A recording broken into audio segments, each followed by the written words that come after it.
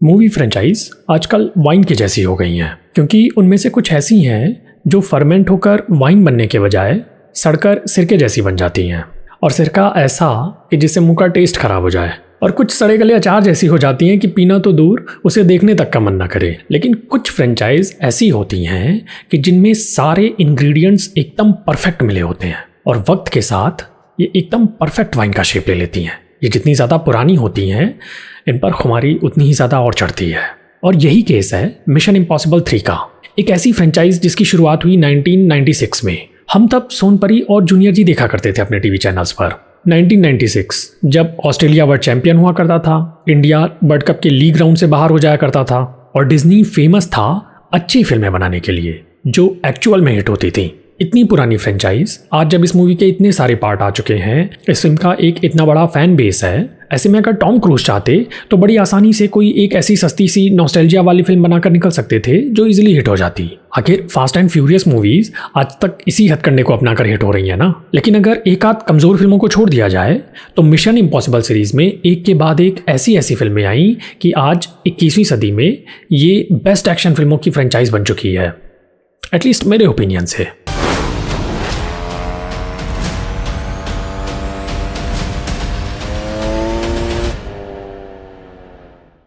तो क्या mission impossible dead reckoning पिछली फिल्मों के सेट किए हुए स्टैंडर्ड्स पर खरी उतरती है? और वो दर्शक जो इसका ट्रेलर देखकर ही पिछले 6 महीने से उम्मीदें लगाकर बैठे थे, क्या ये उनकी अपेक्षाओं को पूरा करती है? क्या 60 साल के हो चुके टॉम क्रूज में एक एक्शन स्टार के लिहाज से आज भी वो स्टारडम बाकी बचा है कि वो दर्शकों को सिनेमा घरों तक ला पाए, और वो भी एक ऐसे वक्त में जब ज़्यादातर बड़ी फ्रेंचाइज की फिल्में फ्लॉप हो रही हैं? और आगे बढ़ने से पहले अगर ये वीडियो आपको अच्छा लग रहा है तो इसे लाइक कीजिए, चैनल को सब्सक्राइब कीजिए और इसे दोस्तों के साथ शेयर कीजिए, क्योंकि यही एकमात्र तरीका है जिससे इस चैनल को ग्रो करने में आप हेल्प कर सकें।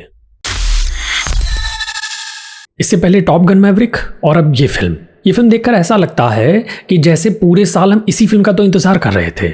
एक फन एक्शन पैक्ड दिल की धड़कनें बढ़ा देने वाली ऐसी मूवी जो पूरे हॉलीवुड सिनेमा इंडस्ट्री को एक मिडिल फिंगर दिखाती है। एक फिल्म जो कोई उपदेश देने की कोशिश नहीं करती, जो सिर्फ एंटरटेनमेंट के पर्पज से बनाई गई है। इन शॉर्ट बस यही कह सकता हूं कि मजा आ गया यार ये फिल्म देख के। फिल्म की शुरुआत होती है एक रशियन सबमरीन से जो पोल की आइस के नीचे ट्रैवल कर रही है, और इस सबमरीन में एक ऐसा सिस्टम लगा हुआ है जो इसे बाकी दुनिया की नज़रों से बचा के रखता है। मतलब ये एक स्टेल्थ सबमरीन है और ये बिना डिटेक्ट हुए कहीं भी जा सकती है। लेकिन अचानक से वो सिस्टम जो इस सबमरीन को हिडन रखता है उसमें कोई बग आ जाता है, और सबमरीन को कंट्रोल करने के बजाय वो सबमरीन में जितने भी टारपीडोज लोड थे उन्हें सबमरीन पर ही फायर कर देता है, बिल्कुल किसी सेल्फ डिस्ट्रक्ट की तरह। सबमरीन में सवार सारे लोग मारे जाते हैं और उनकी डेड बॉडीज समुद्र की सतह पर तैरने लगती हैं, और उन्हीं सैनिकों में से किसी 2 ऑफिसर्स की पॉकेट में वो 2 चाबियां हैं जिन्हें जोड़कर इस सबमरीन के उस सिस्टम को शट ऑफ किया जा सकता है। ये वही सिस्टम है जिसने उस सबमरीन को सेल्फ डिस्ट्रक्ट किया था। और यहाँ से एंट्री होती है हमारे हीरो इथन हंट की। उसे ये जिम्मेदारी दी गई है कि वो उन दोनों चाबियों को ढूंढ कर निकाले। अच्छा, अब सोचने वाली बात यह है कि जिन 2 लोगों के पास वो 2 चाबियां हैं उनकी लाशें समुद्र की सतह पर तैर रही हैं। ऐसा भी तो हो सकता था कि सबमरीन के साथ वो नीचे चली जाती, या फिर ऐसा भी हो सकता था कि सेल्फ डिस्ट्रक्ट में उनकी लाशें भी खत्म हो गई होती, या फिर ये भी सोचने वाली बात है कि वो चाबियां उनकी पॉकेट में हैं।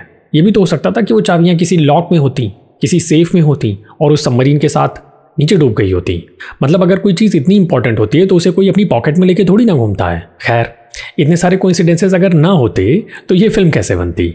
बाद में ये पता चलता है कि ये सबमरीन का जो पूरा सेल्फ डिस्ट्रक्ट वाला सिनेरियो था ये प्लान्ड था, और ये प्लानिंग की थी एक एआई सिस्टम ने। ये वही एआई सिस्टम है जो उस सबमरीन को कंट्रोल कर रहा था।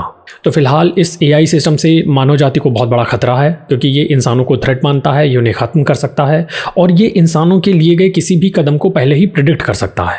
और बड़ी बात यह है कि ये एआई सिस्टम इतना बड़ा हथियार है कि बहुत सारी पार्टीज़ हैं जो इसके पीछे पड़ी हुई हैं। मतलब हर किसी को वो चाबियाँ चाहिए, उस मशीन को बंद करने के लिए नहीं, उसकी पावर को यूज़ करने के लिए।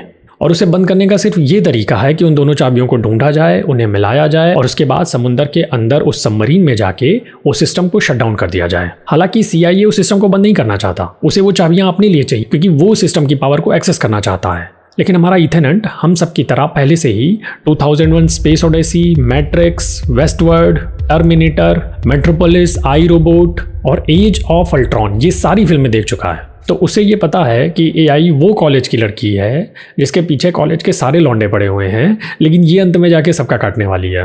तो ब्रोकर बन के लड़की किसी और को देने के बजाय वो उस चाबी को अपने पास रख लेता है और अपने ही एक मिशन पे निकल जाता है, उस एआई को बंद करने के मिशन पे। और उस एआई का इस फिल्म में नाम है एंटिटी। तो सारे लोग एंटिटी के पीछे हैं। अब ये सारे लोग ईथन हंट के खिलाफ हैं, तो ईथन एक और इन सारे लोगों से लड़ रहा है और दूसरी ओर एंटिटी भी टाइम टाइम पे कुछ ना कुछ करती रहती है। तो फिल्म में मतलब बेसिकली यही सब है।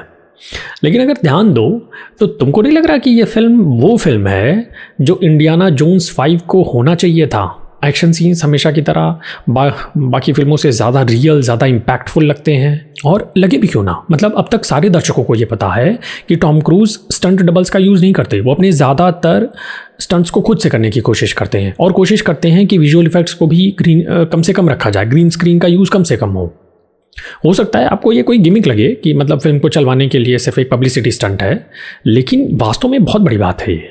ऑडियंस को बेहतर एक्सपीरियंस देने के लिए ऐसे खतरे उठाना मायने रखता है ये, और वो भी ऐसे समय में जब 90% सीन ग्रीन स्क्रीन पर होते हैं, मतलब विजुअल इफेक्ट्स का यूज़ किया जाता है उनमें।